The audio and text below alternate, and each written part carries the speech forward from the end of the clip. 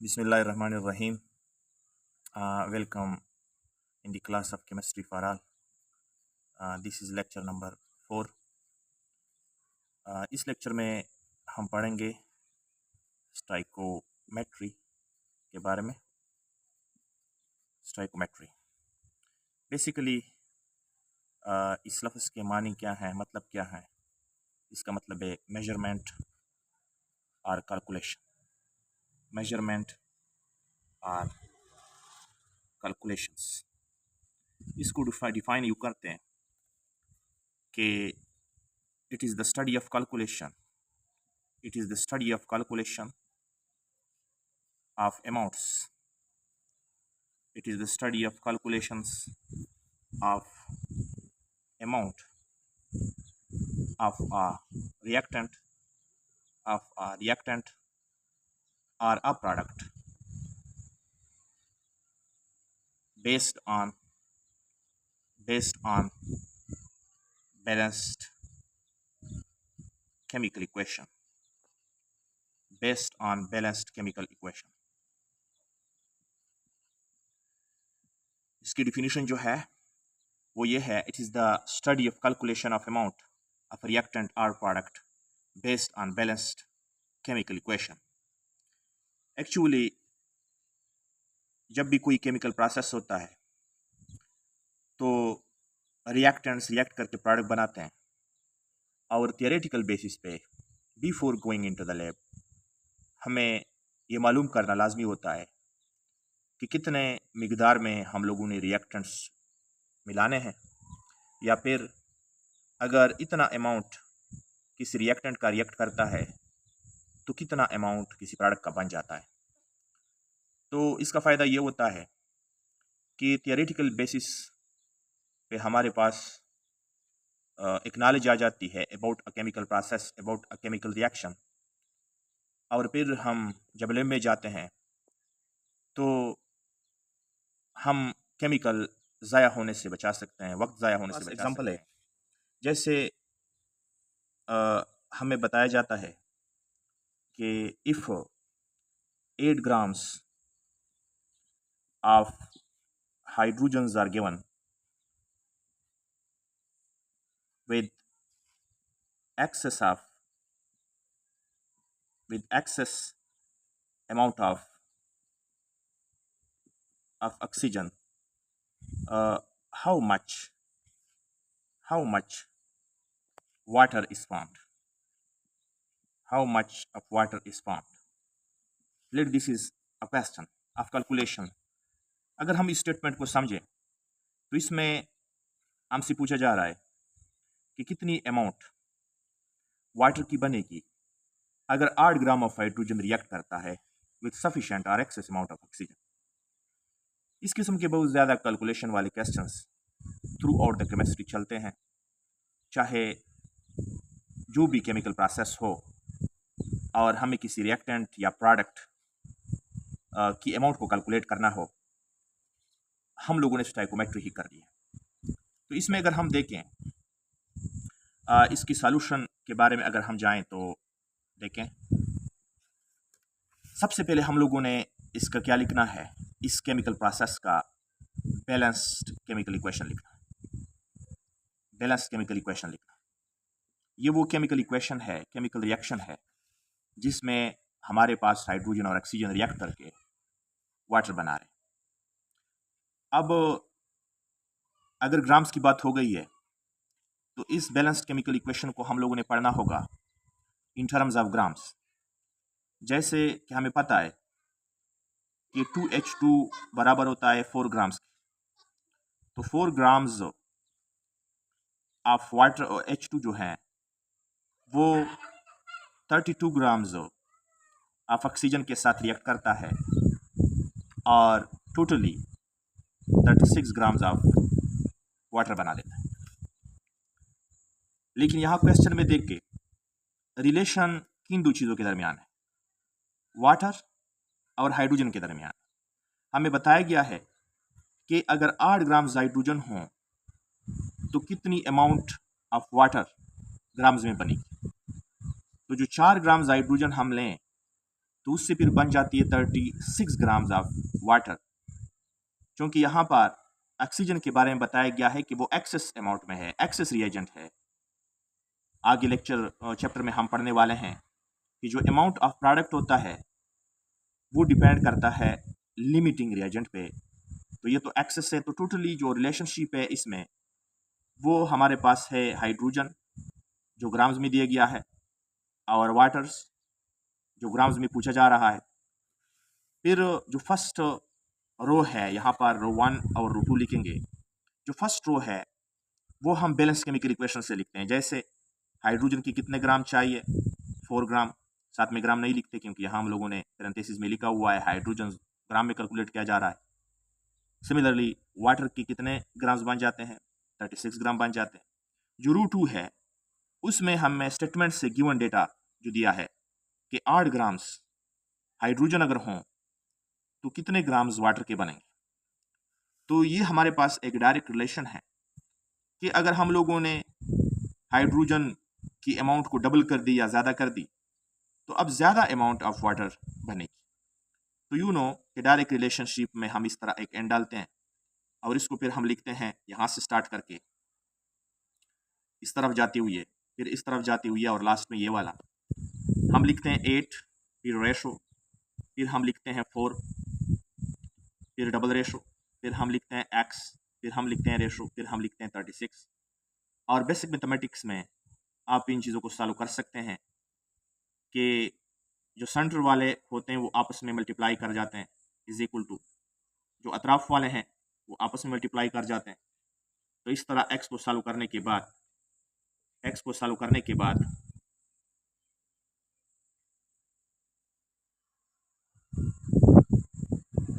हमारे पास 72 ग्राम आ जाएंगे। 72 ग्राम x की अमाउंट आ गई, और x क्या है, x is the amount of water जो इस प्रोसेस में कोई प्रोडक्ट है। तो यहाँ हम लोगों ने देखा कि रिएक्टेंट्स की मिकदार दी गई है और प्रोडक्ट्स की मिकदार को कैलकुलेट करने के लिए पूछा जा रहा है, और हम लोगों ने स्टाइकोमेट्री करके कुछ सिंपल स्टेप्स लेके अमाउंट ऑफ द प्रोडक्ट को कैलकुलेट किया। इन द सेम वे हम किसी रिएक्टेंट की भी अमाउंट कैलकुलेट कर सकते हैं अगर प्रोडक्ट की अमाउंट गिवन हो। तो इसके लिए ये कैसे करते हैं, इसके लिए जो बेसिस है जिसकी बुनियाद पर हम ये कैलकुलेशंस करते हैं वो उसी केमिकल प्रोसेस का बैलेंस केमिकल इक्वेशन है।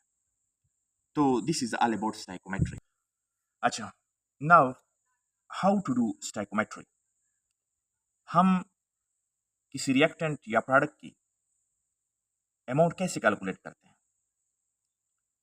अगर हमें डेटा गिवन हो, कोई स्टेटमेंट दी गई है अबाउट अ केमिकल प्रोसेस, और उसमें हमें किसी रिएक्टेंट की या प्रोडक्ट की अमाउंट को कैलकुलेट करने के लिए कहा गया है, तो हम स्टाइकोमेट्री कैसे करते हैं। So take these simple steps. ये सिंपल स्टेप्स लेने। Step number 1, write balanced chemical equation. Write balanced chemical equation of the given process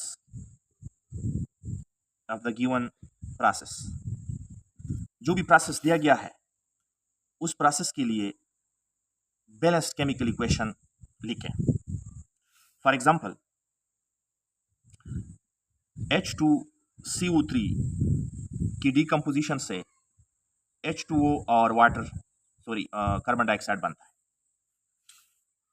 अब ये केमिकल इक्वेशन है और बैलेंस्ड भी है क्योंकि रिएक्टेंट्स में और प्रोडक्ट्स में हर एलिमेंट के एटमों की तादाद सेम है। जैसे हाइड्रोजन के एटम 2 हैं, ऑक्सीजन के एटम 3 हैं, यहाँ भी 3 है, और कार्बन का एटम 1। सो ये किसी केमिकल प्रोसेस के लिए बैलेंस्ड केमिकल इक्वेशन है। तो स्टाइकोमेट्री करते हुए सबसे पहला स्टेप क्या होता है कि हम किसी केमिकल प्रोसेस का बैलेंस केमिकल इक्वेशन लिखते हैं। ये रिएक्टेंट्स हैं और ये प्रोडक्ट्स हैं। स्टेप नंबर 2, दूसरे स्टेप में हम क्या करते हैं,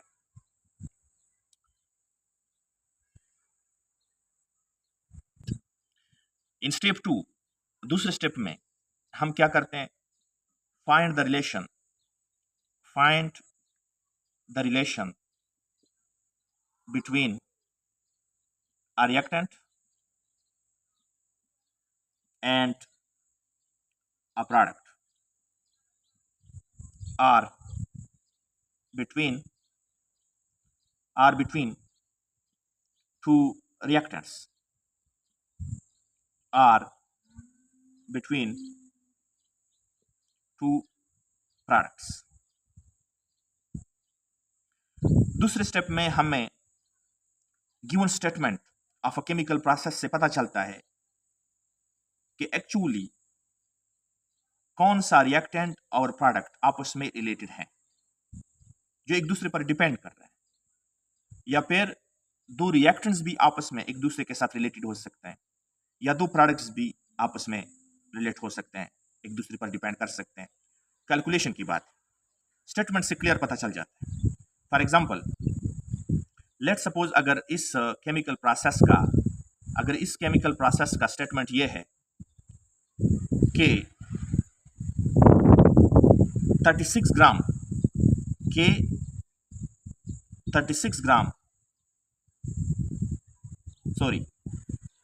के 72 ग्राम ऑफ वाटर से कितने ग्राम कार्बन डाइऑक्साइड पैदा हो सकता है अगर H2CO3 को डिकम्पोज किया जाए। फॉर एग्जाम्पल, ये अगर हमारे पास कोई केमिकल प्रोसेस है और इसका स्टेटमेंट इस तरह दिया गया है कि अगर हाइड्रोजन कार्बोनेट को H2CO3 को डिकम्पोज किया जाए और 72 ग्राम्स ऑफ वाटर पैदा हों, तो साथ में कितने ग्राम कार्बन डाइऑक्साइड के पैदा हो सकते हैं। तो यहाँ पर इस स्टेटमेंट में, इस केमिकल प्रोसेस के स्टेटमेंट में H2CO3 को इग्नोर किया गया है और the relation is between water and carbon dioxide. तो बेसिकली इस स्टेप में आप लोगों ने वो रिलेशन फाइंड आउट करना होता है जो कैलकुलेशंस के लिए एक दूसरे के ऊपर डिपेंड करता है। तो यहाँ हम लोगों ने इस तरह लिखना होता है कि H2O, जिसकी बात ग्राम्स में हो रही है, और अननोन को इस साइड पे लिखते हैं और इसको भी कैलकुलेट करेंगे ग्राम्स में। सो जिस तरह डिस्कस किया गया था कि इस रिलेशन के दो कॉलम होते हैं और दो हमारे पास होते हैं इसके रोज। तो जो फर्स्ट रो जो है वो हम कहाँ से लिखते हैं? वो हम लिखते हैं बैलेंस केमिकल इक्वेशन से। गिवन प्रोसेस है डिकम्पोजिशन ऑफ हाइड्रोजन कार्बोनेट जो पैदा कर देता है वाटर और कार्बन डाइऑक्साइड, और इस रिएक्शन को, चूंकि बैलेंस केमिकल इक्वेशन है, इस रिएक्शन को पढ़ें तो इसका जो मोलर मास है दैट इज 62 ग्राम, इसका जो मोलर मास है 18 ग्राम्स, और इसका जो मोलर मास है वो 44 ग्राम है। तो total 46 gram of hydrogen carbonate को डिकम्पोज करने से 18 gram of water and 44 gram of carbon dioxide आ जाता है। सो क्वेश्चन था कि अगर हमारे पास हाइड्रोजन कार्बोनेट की डिकम्पोजिशन हो रही है और 72 ग्राम ऑफ वाटर बन रहा है, तो साथ में कितने ग्राम का कार्बन डाइऑक्साइड बनेगा? तो यहाँ पर अगर हम देखें, the relation is between two products. Water और कार्बन डाइऑक्साइड कैलकुलेशन के लिए एक दूसरे के ऊपर डिपेंड करते हैं।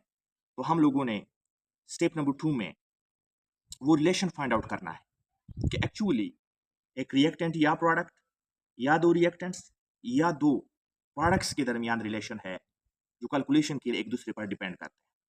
सो मैंने बताया हुआ है कि इस स्टेप में एक्चुअली हम डायरेक्ट रिलेशन बनाते हैं जिसमें दो कॉलम होते हैं, दो रोज होते हैं। कॉलम नंबर फर्स्ट में हम लोग लिखते हैं वाटर, ये वाला प्रोडक्ट। फिर कॉलम नंबर 2 में हम लिखते हैं कार्बन डाइऑक्साइड, यानी वो भी प्रोडक्ट है लेकिन वो अननोन है, तो इस साइड पे लिखते हैं, लेफ्ट साइड और राइट साइड पे लिखते हैं। रो नंबर 1 में ये जो इन्फॉर्मेशन है ये हम कहाँ से लिखते हैं?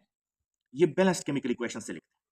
जैसे कि अगर 18 ग्राम ऑफ वाटर बनते हैं तो साथ में 44 ग्राम ऑफ कार्बन डाइऑक्साइड भी बन जाता है। और रो नंबर 2 में जो गिवन डेटा है और जो डिमांड है वो लिखते हैं। तो अगर 72 ग्राम ऑफ वाटर पैदा हो जाता है तो साथ में कितने ग्राम कार्बन डाइऑक्साइड बनेगा? तो हैज़ बी नो, चूंकि 18 ग्राम की बजाय अब 72 यानी ज़्यादा मिकदार में हाइड्रोजन वाटर पैदा हो रहा है, तो ये भी 44 ग्राम नहीं बनेगा बल्कि ज़्यादा बनेगा। सो हम डायरेक्ट रिलेशन, ये डायरेक्ट रिलेशन है, डायरेक्ट रिलेशन को इस तरह हम n लिख के सॉल्व करते हैं। 72 से स्टार्ट करते हैं, फिर रेशो, फिर 18, फिर डबल रेशो x, फिर रेशो 44। जो सेंटर वाले का असल ज़रब होता है वो बराबर लेते हैं अतराफ वाले मेंबर्स का क्या असल ज़रब के। सो थर्ड स्टेप में हम फिर क्या करते हैं, x के लिए सॉल्व करते हैं and we get x is equal to 72 multiplied by 44 divided by 18। 18 को 72 पे डिवाइड करते हैं तो 4 आता है, और 4 को 44 से मल्टीप्लाई करके 176 ग्राम। और ये 176 ग्राम का जो x की अमाउंट आ गई है, एक्चुअली ये किस चीज़ की अमाउंट है, कार्बन डाइऑक्साइड की अमाउंट है जो वाटर के साथ साथ पैदा हो सकती है। सो 176 ग्राम of carbon dioxide gas will also be formed. आज के लेक्चर का प्रैक्टिस टेस्ट ये है कि अगर आप लोगों ने सारे स्टेप्स स्टोइकोमेट्री के सीख लिए हैं तो प्रैक्टिस करें इस प्रॉब्लम को। How many grams of HCl are formed by reacting 35.5 grams of chlorine with excess amount of hydrogen. और इस केमिकल प्रोसेस के लिए जो हिंट दिया गया है वो ये है, H2 plus Cl2 goes to HCl। सो सारे स्टेप्स ले लें स्टोइकोमेट्री के। x के लिए सॉल्व करें, x अमाउंट ऑफ HCl होगी in grams. Next lecture is about cases of stoichiometry. Do you know how many cases of stoichiometry may be? If yes, then list them. Thank you.